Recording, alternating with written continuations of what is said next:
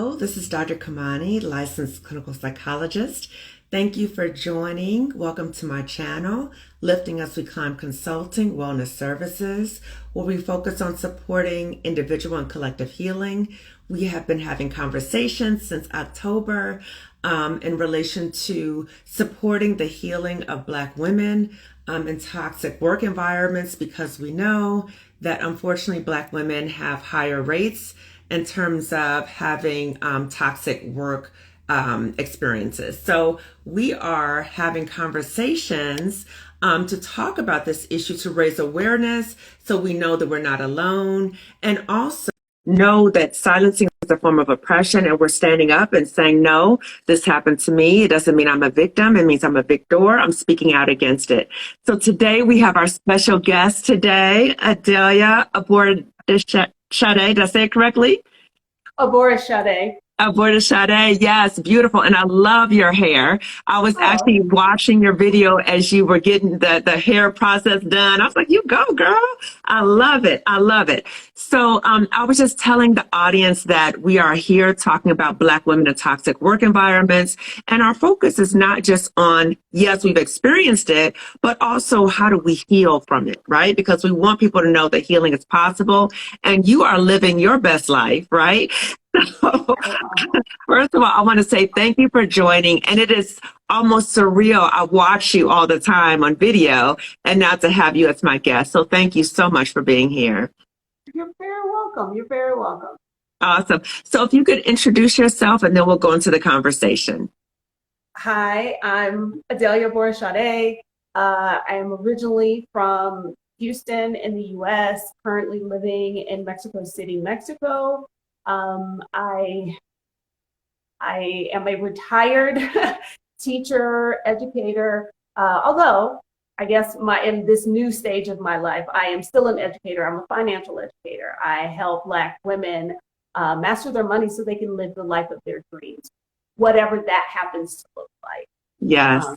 So yeah, that's me. Adalia, and can you share where you are living now? Mexico City, Mexico. Yeah. Yes. And everyone, please follow her channel, Picky Girl Travels, right? Yes. It's awesome. It's awesome. So if we could just go into the conversation in terms of how did you get to the point where you said, you know what, I want a different life for myself. You know, I think a lot of us as Black women, you know, we wake up and we're like, wait a minute, this is not what I signed up for. Like there has to be something greater. So how did you get to the point? Was it like a toxic work environment? Was it a culmination of different things? It was actually, when I think about it, it was a little bit of everything. It was probably 5-6 years in the making. Like I had achieved the American dream, the big house, the cars. Like I was married, had the kids. Like I had all the things you're supposed to have. Mm-hmm. And I was like, but this, I don't know if unhappy is the word, but this just wasn't it. Right. But in my professional life, this actually did correspond with a big upheaval. I worked in public education for 19 years, but part of that I spent in the classroom, part of it I spent outside the classroom, training other teachers, working in technology integration. And I had a campus-based position that was, what is the word they used? Repurposed. They repurposed my position, which basically boiled down to your job no longer exists. You can go back to the classroom if you can find yourself a job, or you can apply for this new position, but we really don't know what it's going to do, what it's going to pay, what have you. We don't even have a job description. Oh, that should have told me the shit show I was going to walk into, and I hope that kind of language was okay. So I did the interview, and my new boss, horrible does not even begin to describe it. But okay, this was, let's say, April, May. Those of us who got this new job that they were still trying to figure out had a meeting with her in May. And a week later, now school is out. my contract is over for the summer. I get a call from her letting me know that I was not a team player because in the meeting, I was asking questions. Oh, how dare you? And I sat with my arms crossed. That should have been the moment when I was like, this heifer is crazy and you don't need to work for her. But I kept like hoping for the best and all that. And it got decidedly worse. Like it got decidedly worse. So suffering that year that I worked for her, that I think also contributed to my questioning of like, is this going to be my life? Yeah. Just trudging from one day to the next, trying to make it to Friday so we can go to happy hour and bitch about our boss. The amount I drank that year, that was the other thing when I went back and looked at my calendar and I was like, this woman has driven me to drink. Wow. So like that literally, right? Yes. That was all happening at the same time. And it kind of, I guess, came to a head in 2014. I always say that something magical happens when a woman turns 40. I was approaching my 40th birthday and I was done. I was done with everybody and all their BS. Okay. And so that's when I was like, I am going to take control of the time that I have left here on earth and live it in such a way that it is not drudgery, that I am not unhappy. So that's the roundabout story of how I ended up where I am. Yes.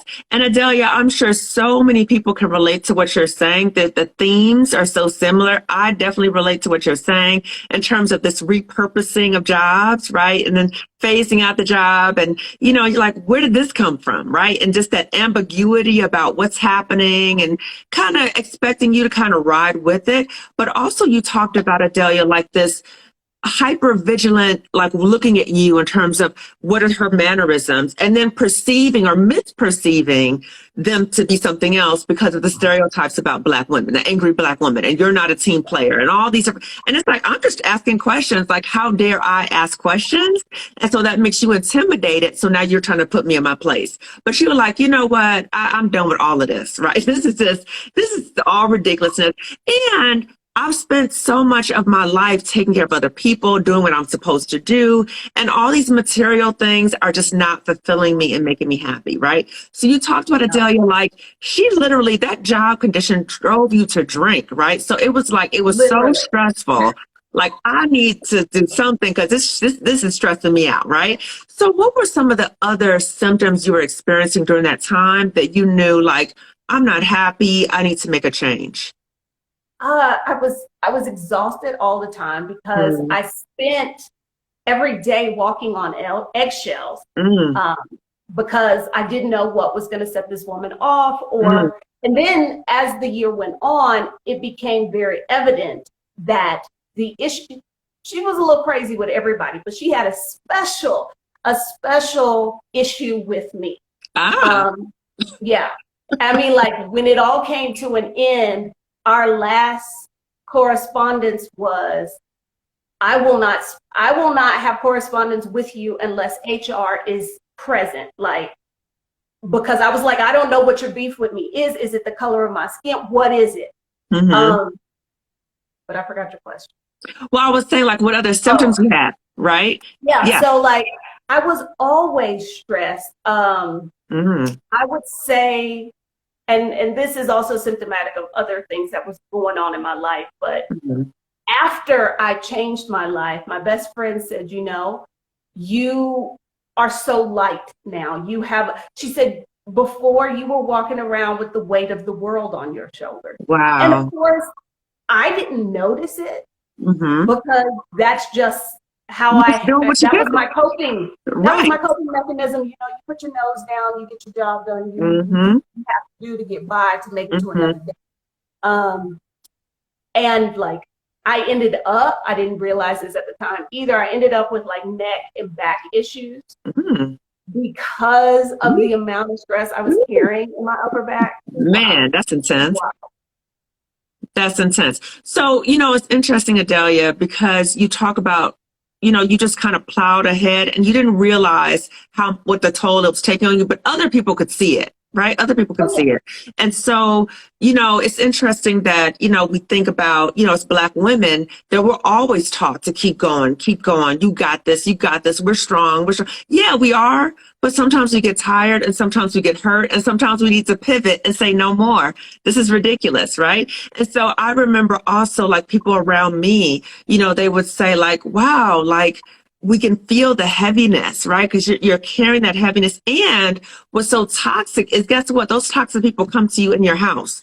So once you leave the job, they're not just there, they're coming into your house now too, and it's affecting you in other ways. So you're saying that you realize this is enough, right? And I can so relate to the part you said about, I'm not going to have conversations with you anymore until basically I have a witness, right? I was in the same exact situation. I was like, I'm not having meetings with this person anymore unless there's somebody else present, because I don't know how this person just stores information, but I need a witness. So you talked about, Adalia, you went through that and you said, you know what? I'm reclaiming my joy. So how did you get to that point where like it was like the final moment? Because you said it was like a buildup. I think you said 5 years, right? Yeah. How I'm trying to make this PC here. Girl, do as much as you want to do. It don't have to be PC. Well, a big part of it was not just leaving the work that I was doing that was causing me unhappiness, but also the people in my life, namely the man I was married to. And it got to a point that I was like, it's either going to be him or me. Like I was not going to survive intact. Ooh. And so in that moment, I chose myself. Yes. Yeah. And I was like, so what that means is this is going to come to an end after almost 20 years. I left him. I eventually left that kind of work. And then I left the country. Like, any and everything that was no longer serving me, I let it go. I left. Yes, I'm releasing it. I'm releasing it. Me. Yes. So can you please share, because I'm sure so many Black women can relate to what you're saying. How did you do that? How did you pivot? Because a lot of times people think it, but they get scared. So how did you pivot? How did you do it?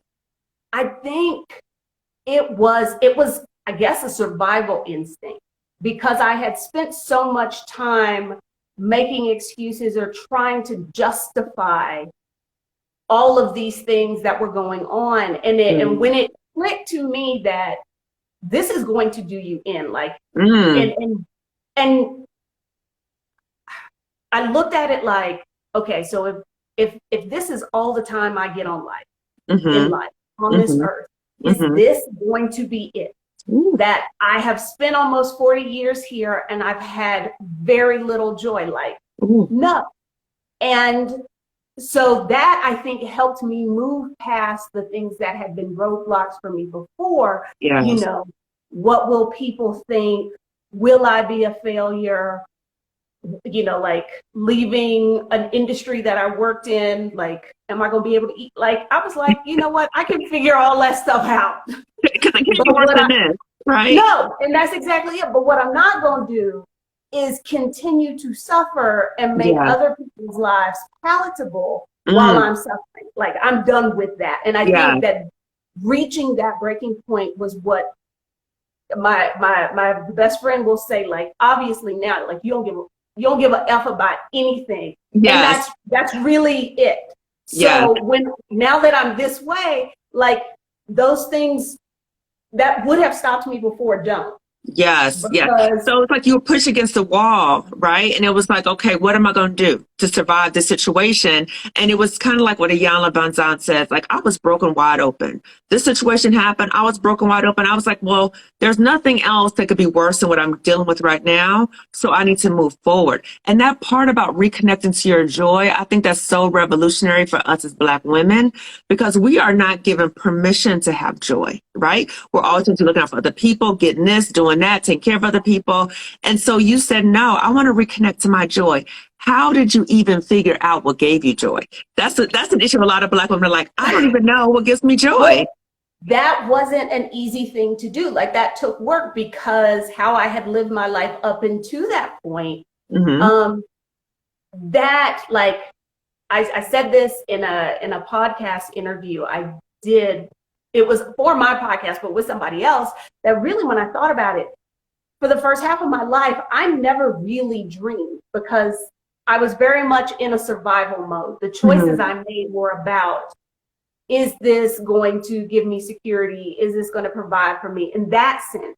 So like dreaming of things that I didn't think were possible just didn't seem like a worthwhile use of my time. So figuring out what I wanted, that like took work. I literally had to sit down and write down, like, what do I want? If I were to envision the life that I always wanted, what does that look like?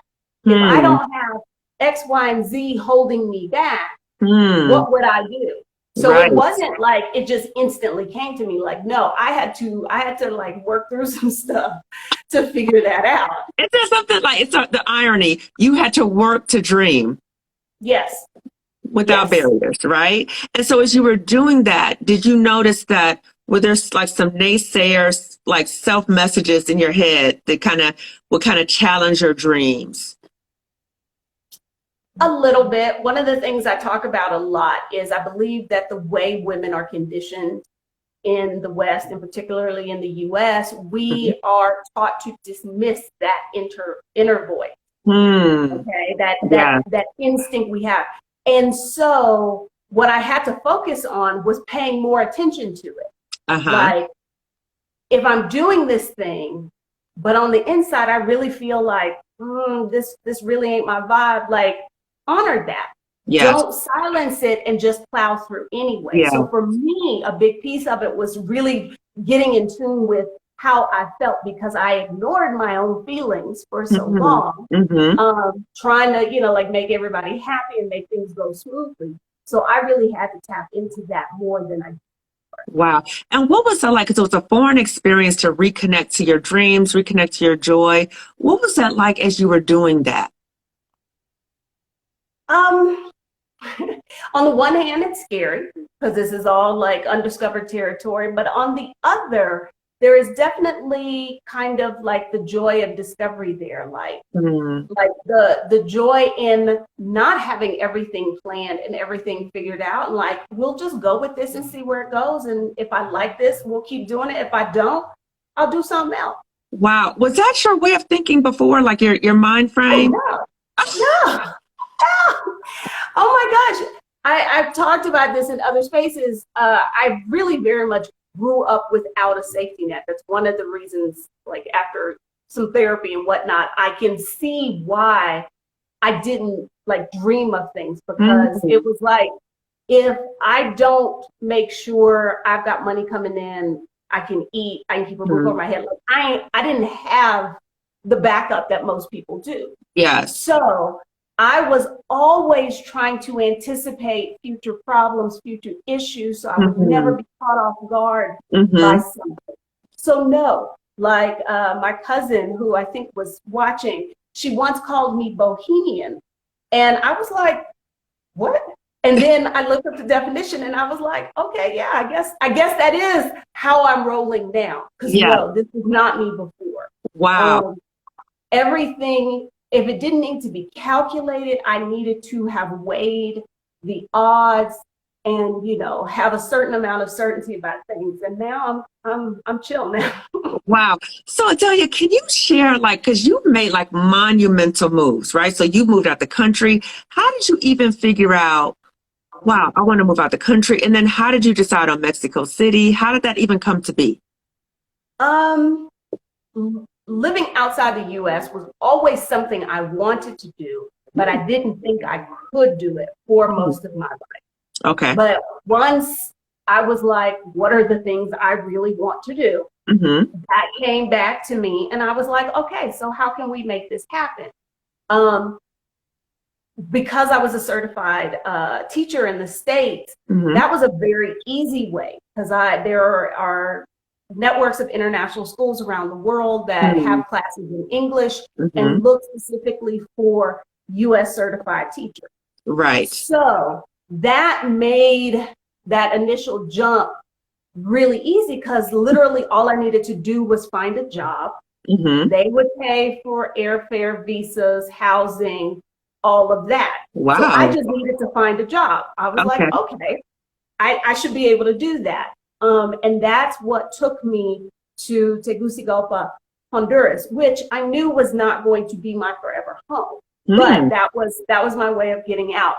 I did not expect to find myself in Mexico City in 2017 because, again, I was supposed to have a 2-year contract in Honduras, and they did some restructuring. And they approached me with the new structure. And I was like, no, I'm not feeling this. Okay. Thanks, but no thanks. Yes. I will be moving on. Yes. And so I decided I took a year off of work and I wanted to stay in Latin America. So that's initially how I ended up in Mexico City. Okay. And it was love at first sight. Wow. Very much it was. And when I went back to work, I got a job in Kuwait. So like I got a job in the Kuwait and we were like, we'll see where this goes. Ended up in China, but I always knew. Oh my gosh. Wait. Honduras, Latin America, China. Really? And China. Wow. Okay. Sorry. I just want to trace it all out. Okay. Yeah. So no, like I said, it was love at first sight. And when I left, I always knew I would come back. So much so that while I was living in Asia on summer vacation, I came to Mexico and I got my residence. Wow. So you were not I was like, why not just get this done now? Which turned out to be a really good move because the next year there was a pandemic. The borders were closing and it was like you can only go to the country that accepts your passport or a place you have residence. Okay. I was like, okay, cool, I'm good. I can go back to Mexico. Okay. So what was it about Mexico City that you fell in love with? How did you know that this is the spot for me? I suspected it might be because I, sat down with my list of things that I wanted in a place that I live. Mexico City checked lots of those boxes, but so did a couple of other places. Medellin, Colombia was one of them. But when I got here and I landed, it was just, I guess it was vibes. I don't know. I landed and I was like, oh yeah, this is the spot for me. Like I said, it checked all of the boxes, and the big thing for me is the weather. Although right now it is a little warm. This is unusual, and I'm going to chalk this up to climate change. But the weather here, the food, the amount of things there are to do, like every day.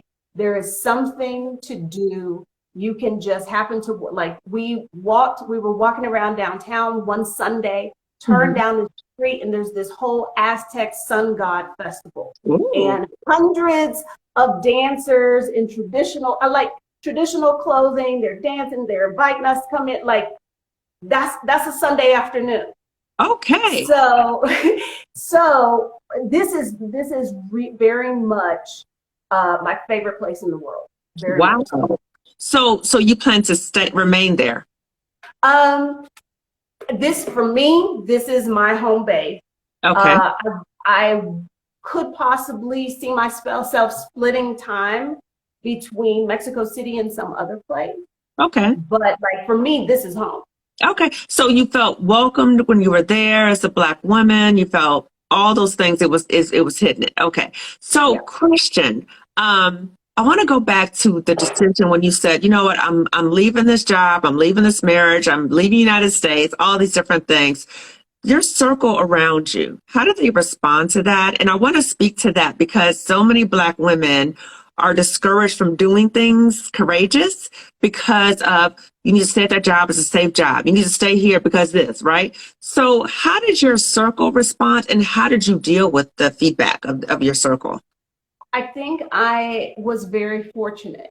The people around me kind of all went, "Oh, well, yeah, of course you're going to do that." Like it Hey. was, I don't think it's like it was, if anything, it was more of, "Oh, so you're finally going to do that." Oh, wow. So no, I did not. And I know a lot of women get that. They Yes. get negative responses. I did not get that.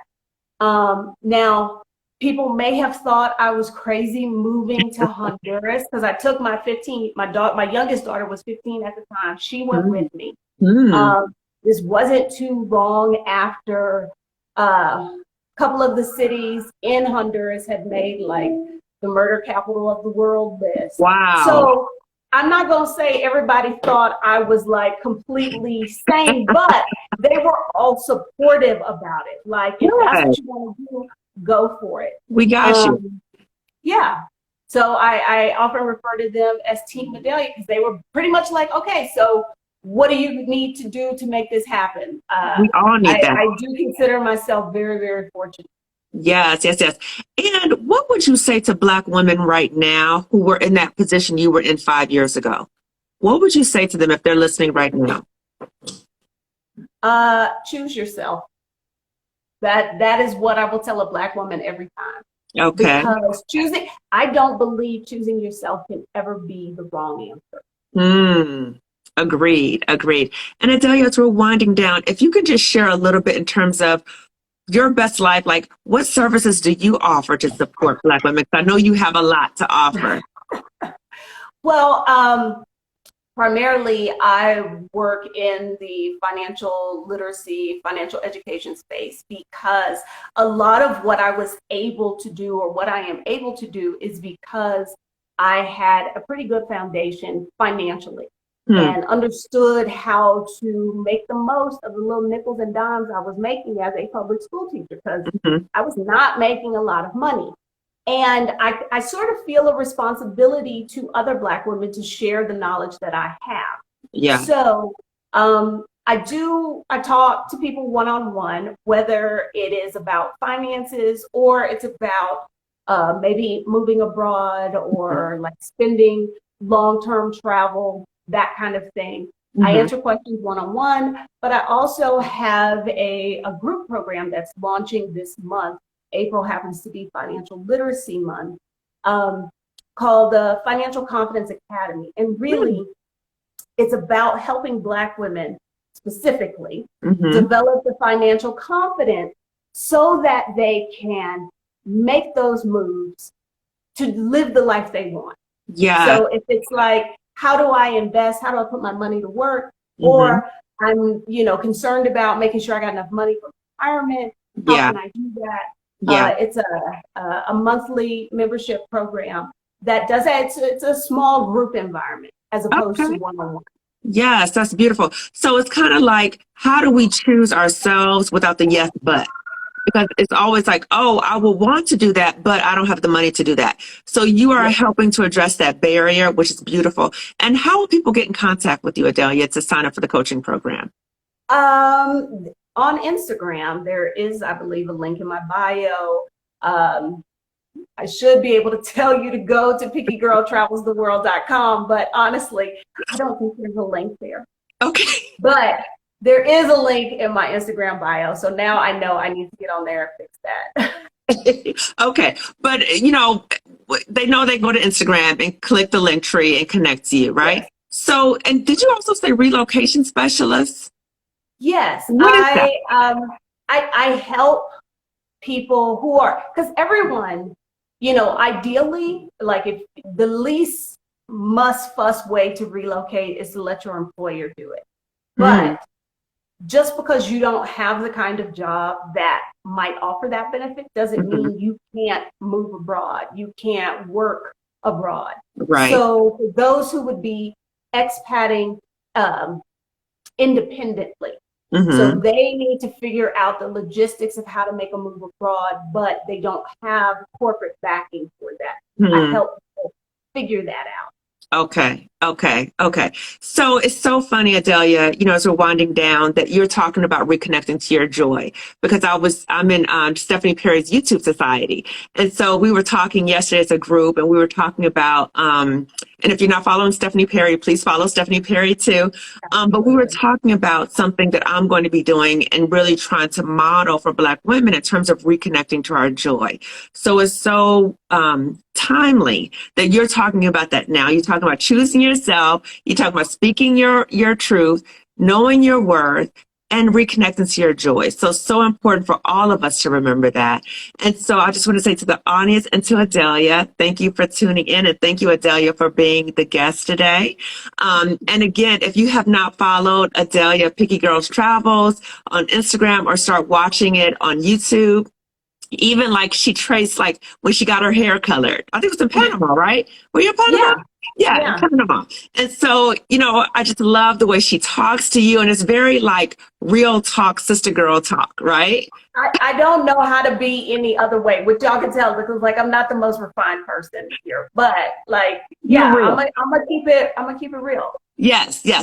And Adalia, I just want to tell you, I don't know if you've been able to see, but you've gotten so many hearts throughout this whole interview. People have really connected to what you're saying. And so my hope is that Black women who are interested in relocating, that they will seek you out in terms of the financial part, and also just the specifics about relocating to another country, because that's huge. Okay.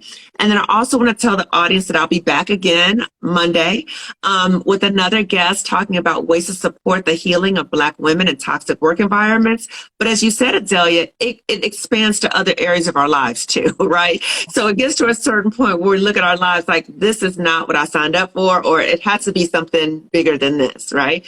And so how do we reconnect to that? I also want to tell listeners, that I also have a job coaching program for Black women. So if you're interested in leaving a toxic job, but you still need to deal with that garbage of the previous job so you don't take it to the next job, please contact me on my website. Also, if you want to see more videos of more phenomenal women like Adalia talking about, ways to support Black women in toxic work environments, please go to my YouTube channel, Lifting Us We Climb Consulting Wellness Services. And I will be coming out soon with a 5-day Black Women Reconnecting to Our Joy challenge, right? That's a challenge for all of us. So Adalia, thank you again. I hope you have a good rest of your day, and I'll be watching your videos going down the line, continuing to watch those.